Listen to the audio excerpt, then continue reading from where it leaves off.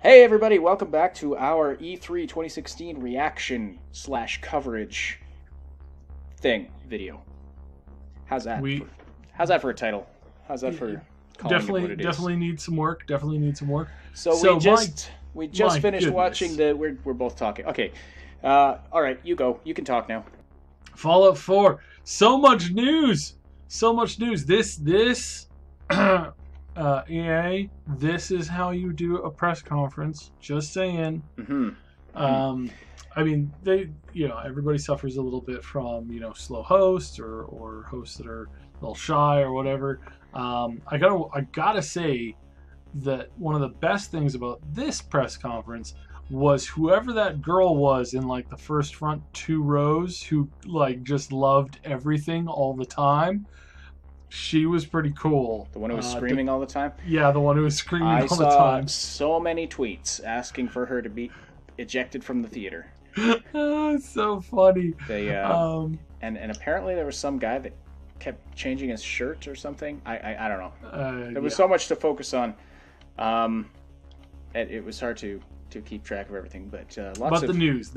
Let's just quickly hit up the news. With Fallout 4, we have additional updates coming. One coming in next week. New DLC. 3 new DLC packs announced. So there was something, the contraptions one. Yeah, which looks amazing. You're going to be able to do a mousetrap. That's awesome. That'll be fun. That'll be fun. Put some cheese down for the raiders, and have them scamper around the board and get trapped in your cage. Yeah. So working conveyor belts, the whole 9 yards. Like, oh my goodness, hilarious! So you'll be able to just set up industry and production lines in the wasteland. Yeah. Nobody in the wasteland ever decided to try and rebuild industry until this one this one vault dweller wakes up and decides, hey, I could just build pretty much anything I want to. Why don't we, even though he is a soldier and she is a lawyer. So they must have some really fun things that they do in their off time, I swear. So it is interesting. It didn't really it wasn't exactly clear what the functional purpose of this was in the game, but it was just a teaser, obviously. Mm-hmm. So we'll find out next week, I guess. We'll obviously have some coverage on that, being the big Fallout junkies that we are. And we've got vaults. Yes, the vault building coming in. Make your own vault. Wow. Now, is that like make your own vault in post-war times? You said something. You read off something. I was glancing away from the screen at the time, but you read something about it being like experiment on your dwellers or something. Yeah. Oh yes. Yeah. You get to experiment on your dwellers. You get to set up little social tests and stuff like that. That's hilarious. So is this like pre-war vault tech? No. This is just you get to mess with the people that. I mean, I already mess with all my settlements and settlers at my settlements all the time. Well, of course. Build a wall around the entire place. Don't put in a door. See how long that lasts. Build a wall around Marcy, wherever the hell she's standing. I give her a bed, a toilet, a bucket of water, and one plant in a little potted thing at the top of a tower, and then I delete the stairs going up to the tower, and I just let her stay up there forever. That is a good idea. Why have I not thought of that? Such a bee. So we've also got tons of stuff coming with Fallout 4. What was the third one? We will cover that in full glory in a couple weeks here. So yeah, okay. Fallout Shelter. We've got some major updates coming for that, including it's coming to PC. Hey. About time. Now my phone can stop, dying and deleting all my content on it. That'd be, awesome. It's always exciting when a phone game gets ported to PC. Yeah. But Quake Champions. So what is your thoughts on that? I'm super excited to see this come back. I'm not a super fan of the like the twitchy, 1 millisecond of taking fire and you're dead shooters. Not super into that. We'll see kind of how this goes. Quake was one of the first games that kind of like allowed you to, have a little bit of defensiveness. It was still very much like burst shots and stuff like that. But the Quakes that I remember, you could get a little bit more skill involved with them because of some of their mechanics. So we didn't see mechanics of this. All we saw was like the intro trailer. So we will see with this one. I'm sure that we'll get a lot more of this on QuakeCon coming out later this year. So yeah, not a lot to say about it, but I am excited and somewhat hopeful that we can see a game that has that helps to boost the current FPS genre as far as like the competitive multiplayer side of it. Just boost it a little bit out of where it's at, because CS:GO, it's kind of a dirty place. All right, so Elder Scrolls, the whole Elder Scrolls thing, Skyrim Remastered was correct. I was wrong for one of the first times when it came to pre-calling this stuff. I was almost positive that they were going to include either Oblivion or Morrowind in with this remaster edition. I still think they're working on it, and we can kind of go into that later on down the road here. It's just that they have been so protective about people and community projects doing conversion packs that, and they did have quite a few people talking about it in wonderfully hushed tones, that I really thought that they were going to announce a Skyrim remaster with quite possibly an Oblivion kind of addition to it. So it would be smarter financially for them to space those all out over the course of maybe 2 to 3 years. So we'll see about that. The Skyrim remastered, the best thing about this is I'm finally going to be able to run Skyrim with way more memory than it was designed originally to use. So that's going to be great. And fewer mods, fewer graphical upgrade mods. Yeah, a bunch of my graphical upgrade mods are now more or less, pointless, because they did them for us, and they've created a lot of stuff. I mean, it's still the same game.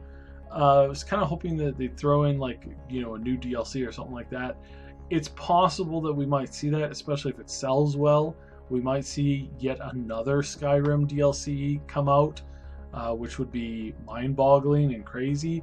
But it's within the realm. So, but this is really giving us a better future to look at with this series. So now I'm happy with that. Let's talk about. Were you surprised that they didn't announce Elder Scrolls 6? No, not at all. I've talked about this before, where we're not going to get Elder Scrolls 6 for another probably 3 years. We might get it in 2. That'd be 2018. It might be announced at 2018 E3 or QuakeCon or something like that. That's a strong possibility, but my money is on 2019, just because they haven't seriously boosted their staff. They're still running what's considered to be a pretty small studio when it comes to AAA games. So really, their meat isn't there to really take full use of the, being able to pump out a game, 2 years after they put out a massive game. They clearly have a lot more planned for Fallout 4. They've really been kind of going everywhere with their, these other projects that they're doing, but they haven't really hired on, enough people to really basically to double or triple their efforts on a game. So that means we're going to be waiting quite a while for Fallout 5. Yeah, unless they boost. I mean, of course, it's surprising that they haven't hired more people, considering Fallout 4 made them approximately all the money. But yes. It is a little weird, and it could be changing. They're a very small, very tight knitted community of within the company itself. They're a very tight knit group, and they don't expand too much. And that's got to be looked at, one way or the other. So no, I was not shocked that they didn't come out with a new Elder Scrolls game. I know that one is being worked on for sure. It is going to be the Khajiit lands, like 90% certain on that. We're gonna go from the cold north and the snow and the ice. We're gonna go into the hot deserts. So that's what's next on the plate. I think there is a small chance that it could go to Cyrodiil. I kind of doubt it, but it's possible. We'll see. So other than that, the Elder Scrolls Legends and the Elder Scrolls MMO, they're putting a lot of effort to make these really, really good. We didn't get a super, it wasn't a big shocking surprise. They're aside from the fact that apparently they're doing away with levels, or they're just giving everybody max levels, so that helps. It really does help. It's kind of MMOs.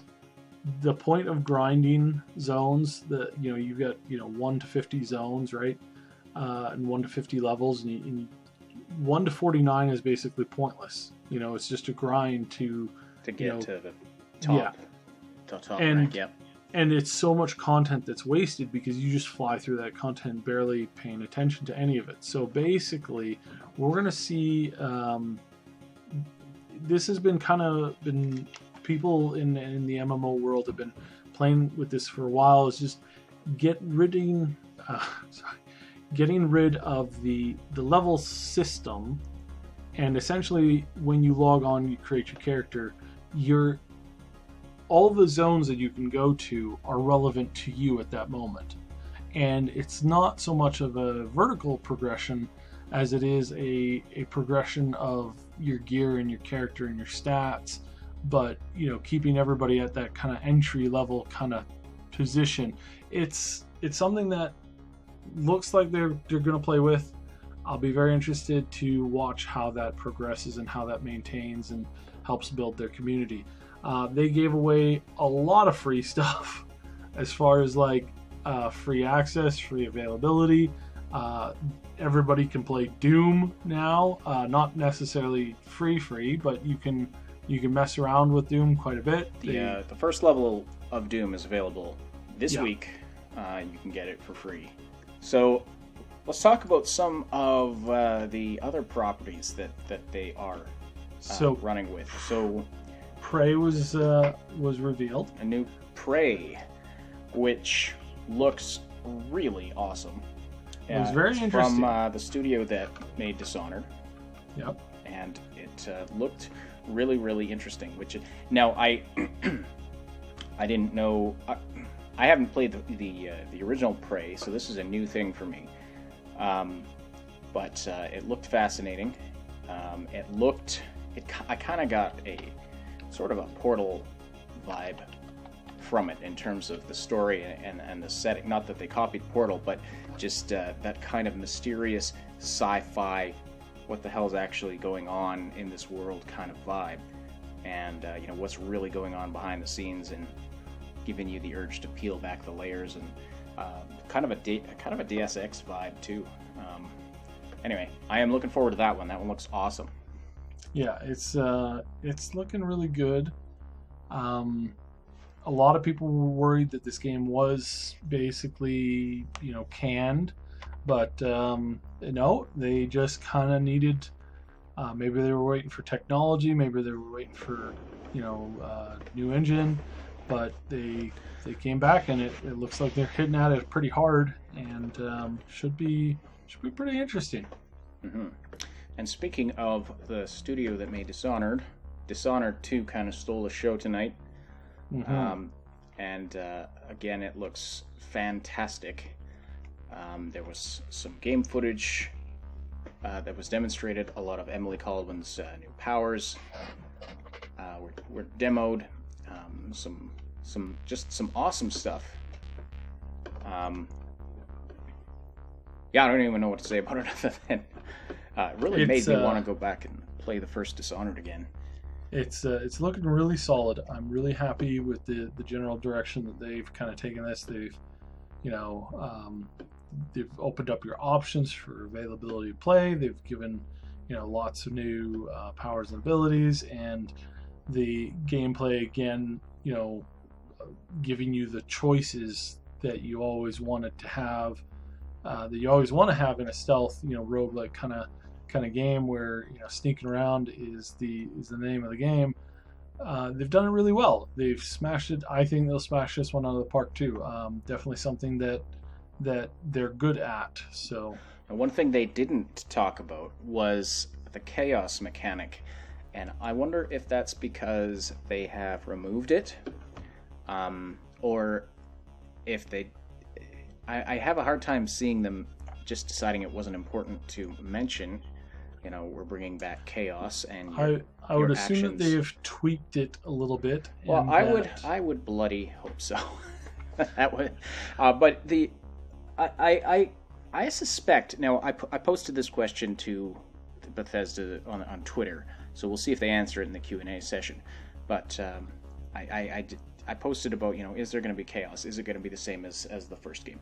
Chaos was an interesting mechanic in the first game, but I felt it was poorly executed because you're given all of these options, but you are significantly punished for, or I should say, you have the option of doing a non-lethal approach, the low chaos approach. And that's basically what it equates to: taking out your targets non-lethally, not killing any guards or anything like that. Gives you the low chaos, which is the canon ending, because Corvo dies in the high chaos ending, but and he's obviously in the second game. So low chaos is the second ending, or is the canon ending. But it is your options for actually doing non-lethal takedowns are so limited.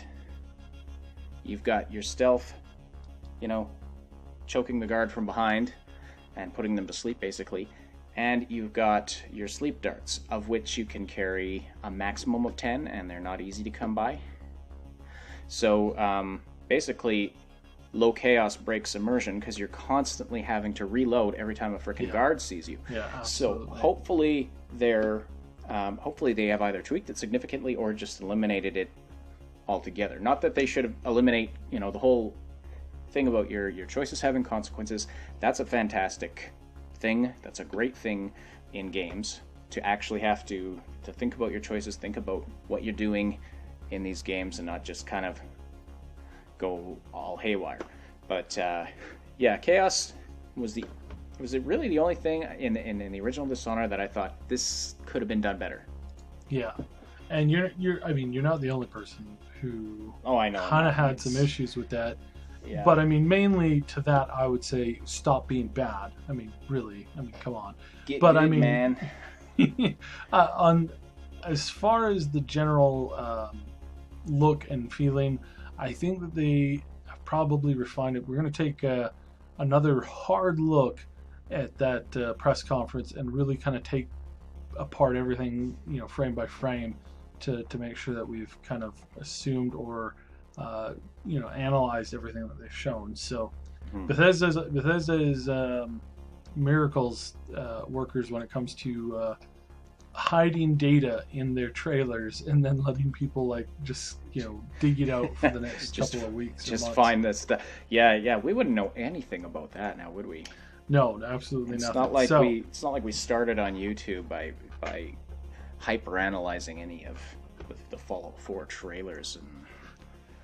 No, absolutely not. Diving into every little detail. So what else was there now? That was pretty much about it. You got Prey, you got Elder Scrolls, you got the new Elder Scrolls Legends card, you got the Doom, lots more stuff with the snap map. With Doom, you've got the VR experiences that they're working on. Yeah, VR. Okay, yeah, let's run with that one for a second. So they announced VR ports for Fallout 4 and for Doom, which they said will be released in 2017 for the HTC Vive, I believe. Yep. And so what do you think of that? Is the VR experience a fad, or is it the future of gaming? VR is amazing. VR really opens up the world to you in as far as gaming goes. There's two major problems with it. It's so bloody expensive. It takes a lot of processing power, and it requires you to have a very special room for it that most people simply do not have. VR, the way that the Oculus and the Vive have, and the way that it's set up right now, I honestly think that it's not going to last very long. I don't think it'll make more than a single generation or two before a different type of VR ends up winning over the day, and that is going to be definitely the HoloLens, just because of how you can incorporate it into actual physical spaces very, very easily. Some of the stuff that they're working on is amazing. Some of the concepts that they have are literally blow whatever VR has out of the water, and it's due to the fact that VR is very, very, very limiting, and it's very, very, very expensive. Mm-hmm. And I think between those two roadblocks, that a new technology can come through that can really end up stealing the show. And this, like I said, I'm pretty sure it's going to be the overlay VR instead of true VR. That between that and some possible new technology coming up here, we'll see. This is something that is obviously it's very new, and whether or not it has a long-term hold, we will see. I think the second and third generations of this will be much, much better, but in order for them to get to those generations, they have to survive what some of these new systems are going to throw out, and we'll see how that goes. Yeah. So. Well, because you're right. In one sense, the true full VR is sort of, it's supposed to be a freeing experience. You're looking around, you're experiencing this world first person, like you're actually there. But yeah, there's like, how do you move? How do you walk around? You're either still pushing a button to do that, or you've got to have this special room to do it in. Unless I'm missing something. You're not. And the part of the problem with it is, and part of the restrictions is that you still will always have that little bit of nauseousness when your character is moving somewhere but you're not, and your character is walking and you're not, and stuff like that. It like I said, we'll see where it goes. There is lots of clever, very smart, very genius people working on it, but when it comes to like Fallout 4, I don't know if it's going to be a big hit. We'll see. It's nice that, and this is really the good part about Bethesda doing this, is that because they're so open to modding, we might see some really ingenious mods for Fallout 4 VR. Mm-hmm. Honestly, we might see some mind-blowing modifications to it, but that will take time and that will take a lot of effort. But it's great that it's ending up in the hands of some of the best modders in the world, because this is really where this VR thing is either gonna take root or kind of fall flat when something else comes out to do its job better than it's doing right now. So we'll see. Very excited about it. this press conference was really good. I was really hoping for a shock, like super surprising announcement, like hidden game, something like that. We got almost that, but we didn't get something that we weren't expecting 100%. So well, we got Prey. Yeah, we got Prey. We got Prey. We got other things, but no mystery new title, and I'm still hoping that we see that sometime this week here during E3 from somebody. But as far as this press conference goes, definitely a 10 out of 10. They did everything right as far as how they presented what they had, where they were going with what they had, and definitely excited to see all the new content that's coming out, and definitely excited to see where we're gonna go from here. It's yes, like you said, obviously not the bombshell like last year's conference dropping Fallout 4 on us, but it was very well done. Very neat to see all of the things they're working on. My one disappointment, and you can tell me whether or not you agree with this, but my one disappointment with this, the whole thing, I spent the whole thing waiting for them to drop something new. Something that's not a remake or a sequel to a property that they have already used before. So every game that they showcased tonight is part of an existing series, either a sequel or a remake of some sort, right? And there's nothing wrong with that. There's a lot of, their intellectual properties are fantastic. And so like new Elder Scrolls content, new Dishonored, all of that is great. But I was disappointed that there wasn't something new and different to be looking forward to. You know what I mean? A brand new original idea. Yeah. You know what I'm saying? IPs are very, very difficult to make. They're even more difficult to have become successful. One of the last big IPs that ZeniMax and Bethesda tried was Rage, and that bombed terribly. So you have to be really careful with new IPs, and you are putting a lot of gambling on it. It's why Blizzard didn't put out a new IP for almost like 2 decades, because this stick with what works, right? So, well, I am very excited to see somebody at this E3 is got to do it, and they've got to say, oh, and it's going to be available to play, within a month or two. Fingers crossed. I kind of doubt it's going to happen, but hoping.